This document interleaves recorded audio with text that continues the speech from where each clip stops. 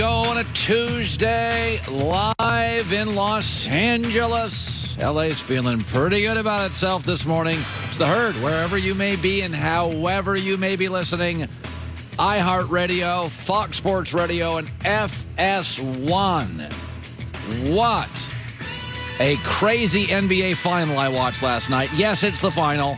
I'm sorry, Milwaukee, Atlanta. That's the final. We are watching the finals. It's a great finals. It just happens to be, out west. Just like the Yankee-Red Sox series for years and years was the World Series. Just like the SEC championship is the college football championship 2 out of 4 years. Joy, how are you? That was great. That was fantastic. These series have had everything. So it's a lot of physicality in this Suns Clippers series. Old dudes beat the kids last night. Old dudes. So I want to start the show using a word I'll use 2 or 3 or 5 times here in the next few minutes. And the word is available. Who are your best friends? Do they have the fanciest cars? Did they go to the coolest prep schools? Or are they available in times of crisis for you and your family? Kawhi Leonard is not available again for the Clippers, and Paul George just pulled off one of the greatest halves in NBA playoff history. But Paul George isn't just about last night. When Paul George had a stinker earlier in the series, there he was, first guy to talk to the media, available on the bad nights too. A lot of people in the NBA want to be paid like ones, demand to be ones, but they don't want to do all the one stuff. Paul George is a 2, right? Maybe he's the one on this team. 83% field goals, 75% on threes, 100% on free throws in the second half against a very good Suns team. The truth is, Paul and Kawhi are very similar. In fact, I could make the argument Paul George is the closest thing to Kawhi in the league. Strong, wiry players, same size, great wing defenders, went to California non-power basketball schools. Both chose the Clippers over the Lakers. But one is viewed, Kawhi, as clutch and Paul as viewed as inconsistent. Does availability matter? That feels like a clutch asset to me. Kawhi is missing again. And here is Paul George, and listen to this stat, who has played 130 more minutes than the next closest NBA playoff player. One of the reasons Michael Jordan's flu game is so iconic, because Michael had 102 fever and was available. Kyrie Irving, Anthony Davis, Kawhi Leonard. Yeah, I know it's injuries, but it's more than fair to say, I don't know if they'll be available. Sometimes Kawhi, Kyrie are not available emotionally.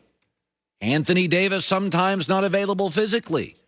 I think we have to kind of reboot how we think about clutch. Are you showing up to work? Well, it's injuries. Yes, I'm not disputing that, but being hurt a lot makes you less of a reliable teammate. I look at these playoffs and I'm like, let's go to Paul George, Mr. Inconsistent. The 3 biggest games for Paul George in these playoffs. Game 7 against Dallas. He played 44 minutes, 22 points, 10 assists, 6 rebounds. Game 6, closeout game against Utah, 46 minutes, 28, 7, and 9. Game 5 against the Suns, 41 minutes, 41 points, 13 rebounds, 6 assists. In those 3 games, he missed 1 total free throw. Paul has his bad moments, but they sure don't seem to be in the biggest spots. And what I like about Paul George is not just that he gives you 45 minutes every time there's a big game. He plays defense in every big game. He gives you physicality in every big game. He talks, win or lose, after every big game. There's just an availability quotient to him. He is there mentally ready to go. He's there physically ready to go. And I can't simultaneously criticize Anthony Davis, Kyrie, and then not give Paul George credit for what he is and they're not. Ready to play 45 minutes every big game. Here's a stat for you. So last night was the 18th Clipper playoff game, right? Paul George has 20-plus points in all of them. 4 guys have done that ever. KD, Kobe, MJ, and Paul George. Like, we gotta reboot a little bit what we think clutch is. And it's not just his points.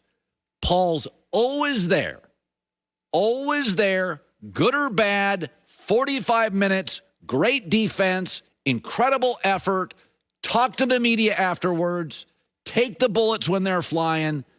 And it's not a shot at Kawhi. I know he got hurt, but Popovich got tired of him. Toronto could never figure him out. Last year, the chemistry was terrible with him. He's nonverbal and communicative. That's part of being available. He's not available that way. Paul George is. Boogie Cousins summed up and defended Paul George after last night's Clipper win and Paul George performance. I don't know where this trolling has come from, where the internet controls the narrative about these players. It's becoming foolish, man. Like I said earlier in the year, that's one of the most special players to ever lace his shoes up. Get this dude his flowers, man. I don't understand the slander. It's becoming quite silly now. And from that, I want to segue into another story about availability. So during the summer when there were no sports, Joy and I talked a lot about Michael Jordan's 10-part documentary. Now, Michael Jordan, you could do another 10-part documentary. I'd watch that too. He's a fascinating guy, probably the best basketball player the world's ever had. LeBron, Magic certainly get arguments. But when Michael did that 10-part documentary, no question, it took Michael's view of the dynasty. But I was there throughout it, and it was a truthful documentary leaning, like all documentaries, on the person who controlled the documentary. Scottie Pippen thought he was minimized in the documentary and therefore now has written a book to avenge those feelings. Scottie's book is not accurate. It's a lot of BS. It's a lot of reaching for stuff that didn't really exist. Yesterday, he was on Dan Patrick's show. He was criticizing Phil Jackson because when Michael left, it was Scottie's team. Remember that? Michael went and played baseball, Scottie's team. And in that first year, they got to the playoffs. They were a very good team, by the way. They were still a very good team, won 55 regular season games. Year before, they won only 57 regular season games, but won the title. And at the end of the biggest game of the year, Phil Jackson did not draw the play up for Scottie Pippen.